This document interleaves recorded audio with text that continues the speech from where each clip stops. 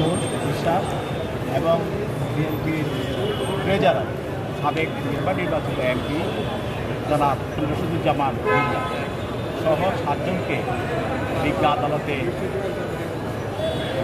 গ্রেপ্তার দেখানোর জন্য এই মামলায় তারা এই মামলার এজাহারভুক্ত আসামি নয়, তারা সংযুক্ত আসামি।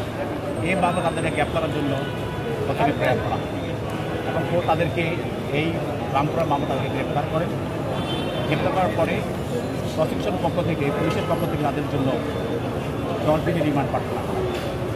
এই 10 দিনের রিমান্ড প্রার্থনায় পুলিশ কোনো সুনির্দিষ্ট তাদের অভিযোগ নাই বলে পারে নাই, শুধু তারা বলে যে সন্দেহ করে তাদেরকে আমরা অ্যারেস্ট করেছি।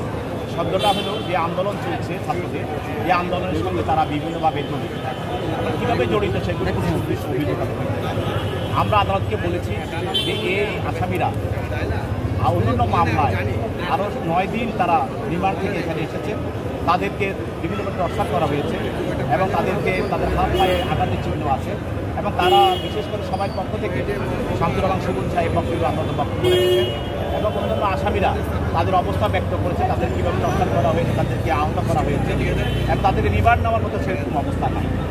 আমরা বিজ্ঞান তীর উপস্থাপন করলাম যে যেহেতু তাদেরকে কোনো সুনির্দিষ্ট অভিযোগ নাই, তারা অসুস্থ, তারা এই মামলার এজাহারভুক্ত আসামি নয় এবং তারা এই আন্দোলন সংগ্রামের সঙ্গে জড়িত এমন কোনো কিছু বিজ্ঞ আদালতে প্রসিকিউশন উপস্থাপন করতে পারে নাই। তাদের জন্য তাদের রিমান্ড দরখাস্ত নামঞ্জুর হবে এবং তাদেরকে জামিন দেওয়ার জন্য আমরা প্রার্থনা করি। বিজ্ঞ আদালত আমাদের আবেদন নামঞ্জুর করে রিমান্ড ডিভিশন মঞ্জুর করেন, তাদের প্রত্যেকের 4 দিনে রিমান্ড।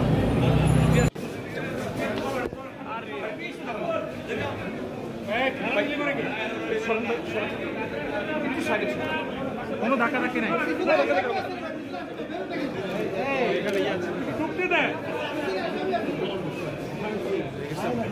হয়ে গেছে না? আমরা চলে গেলাম যে ধাক্কা